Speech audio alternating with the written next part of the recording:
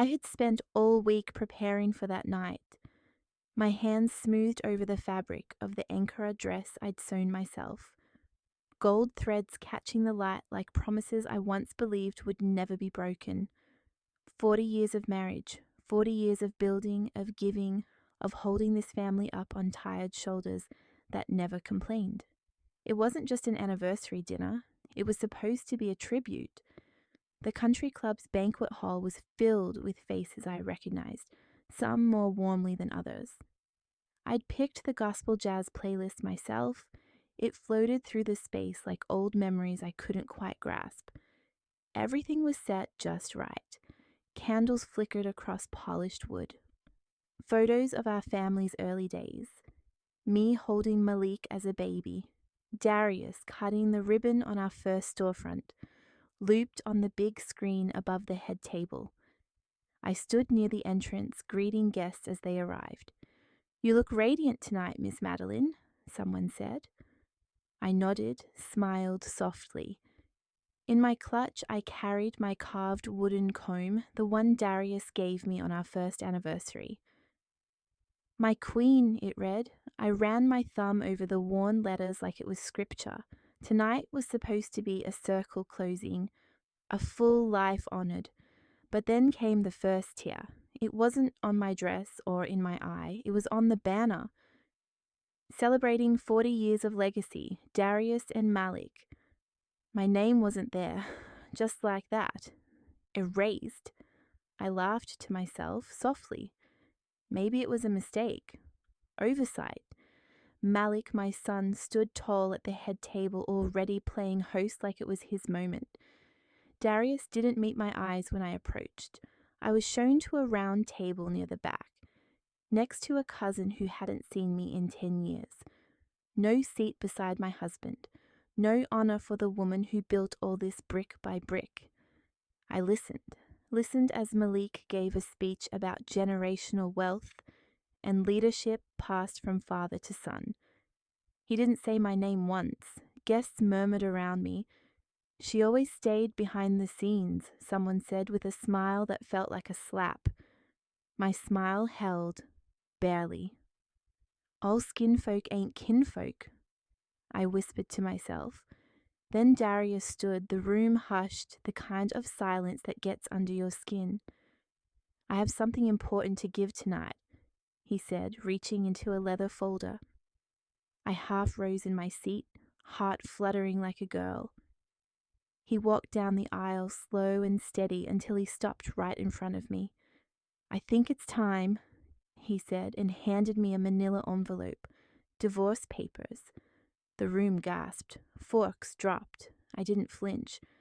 I looked up at him, at the man I'd built an empire with, and I saw nothing behind his eyes. Nothing. Malik stepped beside him, hands folded like this had been rehearsed. "This is what's best for the family," Darius said, his voice so calm, like a weather report. My fingers trembled against the comb in my bag. I didn't cry. Sometimes silence is the loudest sermon, Pastor Miller had told me once, so I kept mine. That's when Malik spoke. "I'll be assuming control of the business starting next quarter, and we'll be transitioning the house under my name." He didn't look at me, not once. "The documents are already in place," he continued. "We wanted to wait until tonight to share. It's symbolic." Symbolic? I looked around the room, faces pretending to be surprised, others hiding smirks. A few looked away, cowards. "You've been the heart of this family," someone whispered from behind me. I didn't know if it was kindness or guilt. Malik continued. "We'll make sure you're taken care of." Taken care of, my mother's voice echoed in my mind. Never let anyone write you out of your own story. I stood up, slow, hands steady now. "Excuse me," I said. My voice didn't crack. "I need a moment." I walked, not rushed, out of that hall and into the lounge, locked the door behind me, leaned on the sink and stared into the mirror. I wasn't crying. The woman looking back at me was tired, yes, but she wasn't broken. I pulled out the comb, ran my fingers along the edge. There was a crack now, thin like a hairline fracture in bone, the beginning of something breaking, or something waking. All these years I taught them how to build, how to endure, how to lead, and now they thought they could take it all from me with one night? No, no, baby. They think they've taken everything, I whispered, holding that comb like a weapon. But they forgot who taught them how to build. I smoothed my dress, walked back into that hall like it was mine. Darius was on the mic again, talking about restructuring. Malik looked up and met my eyes. He looked proud, but then he looked uncertain because I didn't look beaten. I looked ready. That night, as they celebrated my erasure, I began rewriting my own script. The ride back to the mansion was quiet. I sat alone in the second car, watching the streetlights blur past like unanswered questions. I didn't speak, didn't cry, didn't blink too long. The driver asked once if I was okay, and I nodded without looking his way. When we pulled into the driveway, I waited a full minute before getting out. Darius and Malik were already inside. Their silhouettes passed across the foyer like they owned the ground beneath their feet. I used to feel proud walking into that house. Tonight, it felt like a courthouse, and I was the only one on trial. I stepped inside slowly. The scent of magnolia and oak polish was the same, but everything else was off. The family portraits I arranged myself, those of our early days, of milestones and holidays, now felt staged. I picked up the one of me and Malik from his high school graduation, placed it in a drawer in the sideboard, shut it softly. "You still here?" Malik called from the hallway, not even turning his head. I said nothing, let him walk by like a stranger in my own home. I made my way through the house like a ghost, present but no longer seen. Later that night, I slipped out to the back garden. The moon was high, casting shadows across the roses I'd planted years ago. I needed air, space, answers. That's when I heard Malik's voice clear through the glass door behind me. "She bought it, all of it. Told you she'd be too soft to see it coming." Another voice laughed with him, probably one of those little assistants he started hiring after I retired. "Paperwork was filed weeks ago. Darius signed for her, easy. All we had to do was make it public." My chest tightened. She still thinks loyalty means something. That's her problem. That's her problem. I stood still, not breathing, not thinking, just listening. It hadn't been spontaneous, not heat of the moment. No, they'd been plotting this, strategizing, behind closed doors, using my name, my trust. I stepped back from the door and stared into the night. Weeks ago, I'd asked about a missing envelope from the legal firm. "Oh, it was junk," Malik had said. "I tossed it." The HR rep I'd hired myself, quietly resigning without warning. Company cards suddenly declined. It had all been signs. I just didn't want to see them. I turned and walked back inside. Past the foyer, down the hall, toward the room where Dolores was staying. She'd been with us for over 30 years. Through every storm, every fire, she was family. "Dolores," I said as I knocked softly. She opened the door, startled. "Verity." "Don't lie to me," I cut in. "Did you know about the transfer?" She froze. "Dolores, please." Her lip quivered before the tears came. I didn't want to believe it. I thought maybe they'd change their minds." "You knew?" My voice cracked, not from pain, but from fury restrained. "They said if I told you, I'd be out, no support, no roof over my head." She sniffled. "You were always too kind, Verity. You gave too much." I stared at the woman I had stood beside during her 2 divorces, the woman I'd housed, fed, and comforted when the world turned its back on her, and she'd known, all of them had.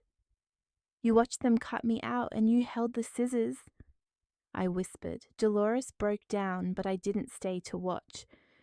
Back in my room, I sat at the edge of the bed. The comb lay on the nightstand, still cracked. I remembered a call from Jerome, my old accountant friend, just a week ago. "Sis," he'd said, "something's off with your accounts. You sure you signed this?" I brushed it off then. "Darius handles it," I said. "No man turns against the woman who made him." That phrase sounded like a joke now. Even Judas had supper with Jesus before betrayal. I reached for the legal pad in the drawer, flipped it open, drew a line down the center, wrote names, contacts, people who owed me, people who respected me before they feared my husband. One by one, I wrote them down. I didn't cry, I didn't scream, I just wrote. This wouldn't be the end, they wouldn't get to write my final chapter. I walked over to the door, closed it, locked it. They had taken my house, but they hadn't taken my mind. At the vanity, I looked at myself, removed the earrings, wiped off the mascara, stared at the woman underneath. Tomorrow I won't just wear my crown, I'll sharpen it. And by morning, I already knew who my first call would be. The morning light slipped through the slats of my bedroom blinds, tracing silent lines across the floor. I didn't need an alarm. My body woke before the house did, except it had already stirred, just not for me. I could hear them downstairs, forks clinking against china, casual laughter bouncing off marble floors. The staff that used to greet me with "Good morning, ma'am," walked past my door without a knock. I wasn't invisible, I'd just been intentionally erased. I dressed without thinking, hands moving through the routine my spirit hadn't caught up to. No breakfast tray came to my room. No one checked to see if I was awake. I was being shut out, deliberately.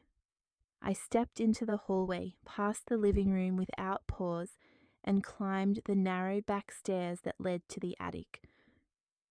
That attic had been my escape during the years I managed the clinic and the books for our business. When my head couldn't take the boardroom noise, I'd come up here, crack a window, and just breathe. The dusk greeted me like an old friend. I didn't bother with the lights. I knew the path by heart, past the quilt boxes, over the storage trunk with Malik's baby clothes, to the far end where my husband's old leather briefcase sat, still locked, still waiting. I hadn't touched it since his funeral. I knelt beside it, thumb tracing the scratched surface. I didn't know what I was looking for, but my gut had been whispering all morning. Inside was the usual: documents, ledgers, a folded church bulletin. And then, under a stack of manila folders, I found it. A journal, thick, leather-bound, Darius's handwriting on the first page, tight, controlled cursive. I sat cross-legged on the attic floor and began to read. "She builds empires like they're Lego blocks." One line read, and I get handed instructions. I stopped, read it again. The date was from 9 years ago. I gave her the spotlight. I gave her the platform.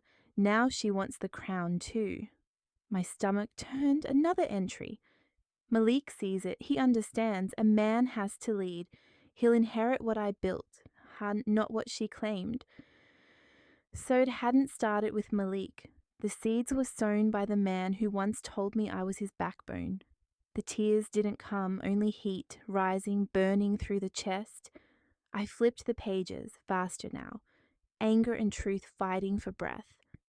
It wasn't a partnership, it was a silent competition, and I'd won the race he resented running. A memory flickered 12 years ago in Chicago. We were opening the 3rd community health clinic, a dream I'd spent a decade building. That night, I gave a speech, a proud one. Our names on the plaque, our faces in the program. When I stepped off the stage, Darius barely clapped, stood with his arms crossed, face tight. I'd brushed it off. Told myself he didn't like public speaking, but it wasn't nerves, it was envy. Sometimes, my aunt once said, when a woman rises too far, the men she loves start falling behind. On purpose. I closed the journal, hands trembling. Underneath it, I saw the corner of a manila envelope. My breath caught Final Will and Testament. It wasn't the one I'd reviewed 10 years ago. This one was dated 2 years before he died. Notarized, sealed, I opened it slowly. My name wasn't there. Malik was the sole inheritor of the mansion, the accounts, the business. In the event of my passing, I entrust my legacy to the one who shares my vision. And suddenly everything clicked. Malik wasn't just acting entitled, he had the paperwork to back it. They weren't bluffing. I sat back against the attic wall, eyes on the ceiling. He planned it all, every step. Groomed Malik for it. Made Dolores complicit. Played me like a placeholder, but what they didn't know was that I kept receipts. And I never burned bridges. I walked downstairs with the will and journal in my arms, slid into my room and shut the door. I made copies of the documents, tucked them in a file, then returned everything exactly where it had been, let them think I was still blind. I pulled out a pad and started a new list. Janine at the clerk's office, Moses, the estate lawyer, Harold, the retired judge from church. These folks remembered favors.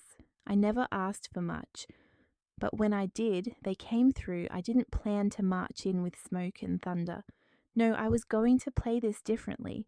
I would build my own board. By the time the sun began to stretch long across the carpet, I heard laughter coming from Malik's office. Loud, triumphant, arrogant, I stopped at the top of the stairs, closed my eyes. Laugh while you can, baby, I whispered. The chessboard just moved. And that's when I made my first silent call, not to a lawyer, but to someone who knew how to watch without being seen. I arrived in the study just before the clock struck 10. The morning light was pale through the blinds, and on the oak desk sat several unopened emails and a printed notice. Account frozen, immediate action required. My breath hitched. I'd always handled the books, signed off payroll, managed investments in silence. To see my name effectively shut out felt like a betrayal laid bare. I clicked through the notices, bank wire holds, suspicious activity flagged, automatic payments reversed. I called the bank, told them I was the primary account holder. They replied with a procedural review, no reassurance. Locked accounts, frozen statements, the works. My voice remained steady even though inside my blood felt like stone. I gathered printed bank errors, screenshots, old statements I'd hidden, laid them across the desk. I thought of resources, of leverage I still held. None of this was coincidence. I encountered Darius in the hallway. He looked surprised to see me awake this early. I asked, "Why freeze the accounts that support the very family you now control?" He said something about routine security. I asked, "Routine for who?" His eyes shifted. He walked away. I climbed into the car and drove to the county courthouse archives. In the dusty hallways, past filing cabinets and low lights, I requested the original wills recorded long ago. I waited, footsteps echoed. A clerk handed me 2 documents side by side, the version I signed and the version quietly filed later. The newer one omitted me entirely. My stomach dropped. I whispered, "They forged this." The version with my name ended years ago. This one had dates after Darius's review of finances. Signatures that looked familiar, too familiar. I held them in trembling hands. I could almost feel his pen weight. But I wouldn't break. Not yet. I resealed the documents and tucked them away in a locked drawer. I drafted a registered letter demanding a full review of the will's notarization, its chain of custody. I called an old legal friend, sent him encrypted scans of the journal and the will. I whispered under my breath, "You cannot silence someone who has learned to speak in truth." I looked at my cracked comb on the desk. I remembered its promise. My fight had just begun. When I returned home at dusk, the front door stood open. Papers were scattered in the foyer. I bent down. On top lay a note in Malik's script. You should have stayed silent. I closed my eyes, took a breath. Shadows were shifting. I walked into the clinic's conference room as the late afternoon sun slanted through the blinds. The air held that hospital clean smell, but the warmth was gone. My name still gleamed on the brass plaque at the door, yet the staff who once hugged me now shuffled papers, eyes down. Malik sat at the head of the table, leaning back like a judge, ready to hand out a sentence. I could feel their silence pressing on me, heavy as a stone. This used to be where I fought for health equity, begged donors to believe in us. Now it felt like enemy ground. I set my notes neatly before me, my fingers steady. I could feel their eyes grazing me, some pitying, some cold. Inside I whispered, "Hold your spine straight." He cleared his throat, projecting his voice like a preacher. "We need new energy," he said, glancing at me. "Old leadership means old thinking." He motioned for a vote to transfer all decision-making power solely to the current executives. When I raised my hand to object, he interrupted, smiling like he was being polite. "You're welcome to advise, from the gallery." His words cut, sharp and casual. Hands went up around the table. The motion passed. My name would be removed from the board. Temporarily, they said. I felt the sting deep in my chest, but kept my face still. "You don't feed vultures with your tears." After the meeting, I stepped into the corridor before the door closed. The hum of the building faded. Malik followed at a distance, phone in his hand. I turned, blocking his path. "I know about the forged will," I said quietly. "The journal, the bank accounts." He smirked. "Then do something, or are you too tired to fight anymore?" His voice was low, almost playful. I leaned in and whispered back, "Tired doesn't mean done." He blinked and walked off, his smirk slipping just a little. I stayed in the shadow of the vending machine, hearing his voice from around the corner. "She'll break once we release that psych eval," he said to someone on the phone. "She still thinks folks will see her as the saint." My heart slammed. 15 years ago, after my mother's funeral, I'd sought help for depression. That record was sealed, confidential. He was going to leak it to paint me as unstable. It wasn't enough to strip me of power. He wanted to erase me completely. I went to my car, shut the door, and sat still. The comb on my dashboard caught the dying light. I dialed Yvette. A mentee turned compliance officer. She answered on the second ring. "It's time," I said. "They're using my past against me." She exhaled. "Then let's pull the string from the inside." We spoke in codes, setting up channels, preparing backups. I spent the next 2 hours compiling names, numbers, testimonies, digital copies. This wasn't about revenge anymore. This was about reclaiming my story before they rewrote it in ink and rumor. "They might own the room," my grandmother used to say, "but you own the story." I repeated it under my breath as I hit send on an encrypted file to Yvette. For the first time in days, my chest loosened. That night, as I settled at the kitchen table with my laptop, a new text pinged. No name, just words. "Check the church newsletter tomorrow. They're going public." I stared at it until the screen dimmed, then turned off the light. Sunday wasn't going to be about worship anymore. It was war. I entered church that Sunday morning dressed in cream, the color my mother wore at her best. My steps were steady. The sanctuary felt colder than usual. Whispered names followed me in the aisle. "She's still here? Why is she sitting now?" I held my head high, sat in my pew, and waited. When they handed me the bulletin, my heart sank before I read a word. My photo stared back at me, sloppily cropped next to a headline. "Board questions her stability." A phrase grabbed from a therapy session long past. The congregation bowed heads, voices low. I gripped my hymnal tightly. I was home, but they treated me like a guest. The newsletter spread through the church that morning like a poison on tongues. It accused me of lacking mental fitness to oversee the foundation's work. We pray for those who carry heavy burdens and make harmful decisions, it read. Malik's style was unmistakable in the tone, the slight insinuations, the strategic timing. I locked eyes with Pastor James across the pulpit. He looked away. I sat in that pew thinking of all the Sunday fundraisers I organized, of mothers and children who'd trusted me. Now I was under judgment by those I once guided. After service, I asked Pastor James to meet me behind the stained glass alcove. He said he didn't approve the bulletin message. He said he wouldn't issue a retraction without legal proof. I looked at him and said, "Truth don't need a lawyer, but a lie always hides behind paperwork." He reminded me of Malik's generous donations. I saw the cost of moral standing. I'd become inconvenient. My kindness turned into weakness to some. Outside the hall, I learned another blow awaited. My literacy mentorship program, funded and nurtured by me for years, had been dismantled without notice. Officially, funding was redirected for efficiency.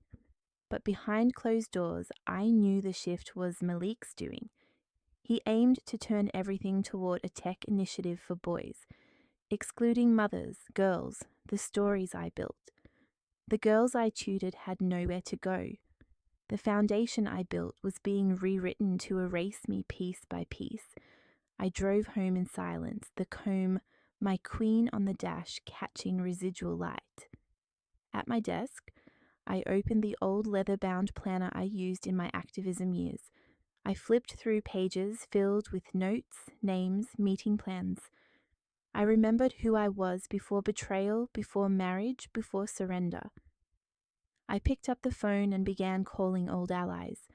I arranged a small meeting, no board, no protocol, just truth. I would reintroduce my mission in my name. I whispered a line my grandmother used. "If they go and take my name out of the house I built, I'll build another house with louder walls." Later my phone buzzed, a voicemail from Yvette. "You need to see this email," she said, voice steady. "It's about the trust account in your name." I stared at the screen. Night closed in. Sunday wasn't just about worship anymore. It was war. I walked through the front door late that evening. The mansion was silent. Colder somehow than before. The shadows along the walls looked heavier.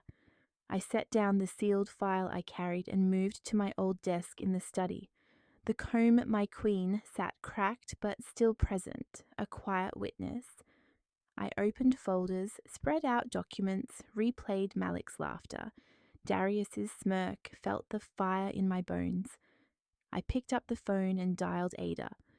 "Come by, we need someone to see what's unseen." The room hummed with tension.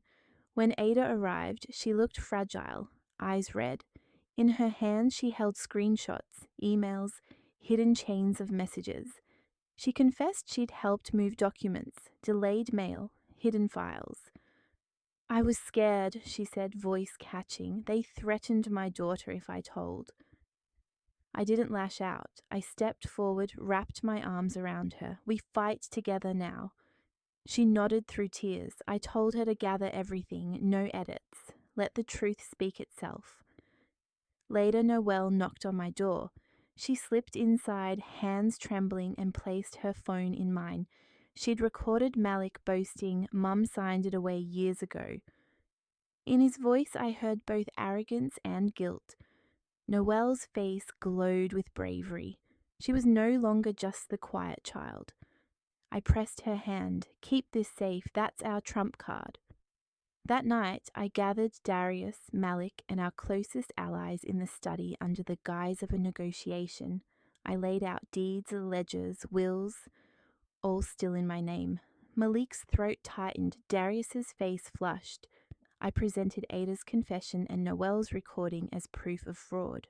Then I leaned forward and said softly, "Let he who is without sin cast the first stone."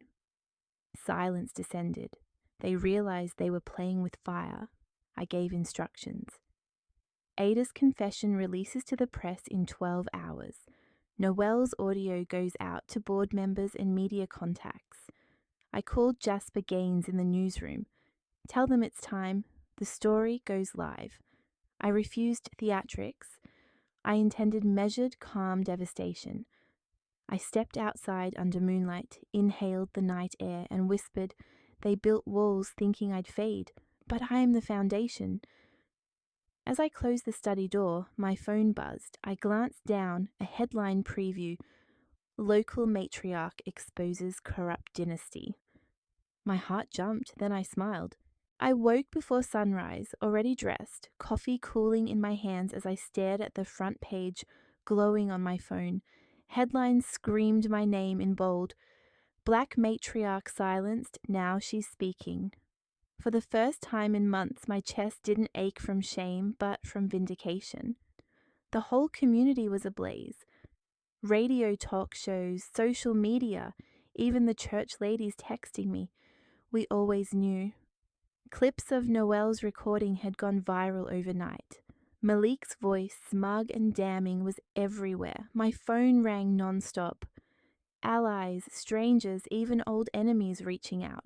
I didn't pick up. I sat at my kitchen table and let the noise wash over me. The storm had finally moved outside of me, and for once, I wasn't standing alone in it. By mid-morning, Jasper's follow-up report hit like thunder. He traced Malik's financial backers to a hedge fund infamous for bankrolling voter suppression. Why would a black family trust a firm that once funded voter suppression? The anchor repeated, her voice dripping disbelief. Public outrage erupted, not just at Betrayal, but at the disrespect of our legacy. I didn't give interviews, I didn't post, I let the facts echo. Sometimes silence lets the truth echo louder. I whispered to myself as I watched Malik's photo scroll across the screen. The same man who had cut me out now found himself exposed, stripped of his mask. That afternoon, I walked into the community center I had helped build. The moment the doors opened, a standing ovation rose like a tide. Women hugged me, young girls cried, elders began humming freedom songs from marches long before. I stood at the podium where I had once lobbied for health equity and said calmly, "They tried to erase me, but you can't erase a story we all wrote." I rolled out the new youth literacy plan, rebranded, expanded, owned by the people, no board signatures required. Mrs. Graves, a board member who had stayed silent too long, rose and announced her resignation in solidarity. The room erupted again, this time with hope. That night the board broke. They released a public statement dripping with contrition. We failed in our fiduciary and moral responsibility. Malik and Darius stood behind their PR team, jaws tight, eyes darting at cameras. The media called them corporate colonizers of their own mother's vision. My name was restored to all deeds and credits. They even proposed a formal plaque in my name at City Hall. I read the statement once, then folded it. Vindication didn't need celebration, it needed staying power.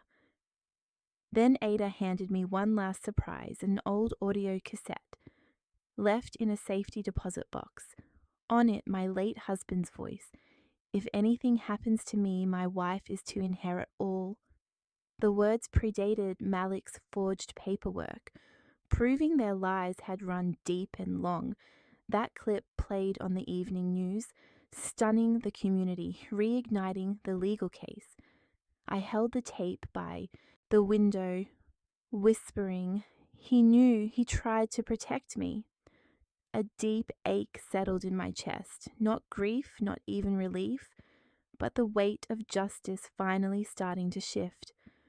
The house was dark when I sat down with my phone. My fingers hovered over Malik's number. I pressed call. He answered, voice wary. "You and I have unfinished business," I said evenly. Face to face. My thumb trembled just slightly as I ended the call. This time I wasn't coming to beg. I was coming to end it. I walked back into the house like I was stepping into a new body. Not a wife returning, not a mother retracing old steps, just a woman, whole, scarred, unshaken. The mansion was quiet, not silent like before, when it felt like something was hiding in the walls. This silence was honest, earned, the kind you get after the storm's passed and the air smells like something fresh. I touched the doorknob with a steady hand. No flinch, no flashback, just breath. The staff greeted me without their usual hush. "Welcome home, Mrs. Davenport," one said with a little smile that said more than words ever could. I nodded and headed out back to the garden. That old wooden chair near the fountain still creaked when I sat, but now it felt like it belonged to me again. I didn't cry. I just listened to the wind. There was an envelope waiting for me on the hallway table. His handwriting, Malik. I stood for a while before opening it. Inside, no theatrics. Just a letter, short and steady. He wrote, "I never measured up to your power, so I tried to erase it. That's on me." Said he checked himself into therapy, stepped down from every title, released all claims to the estate, the business.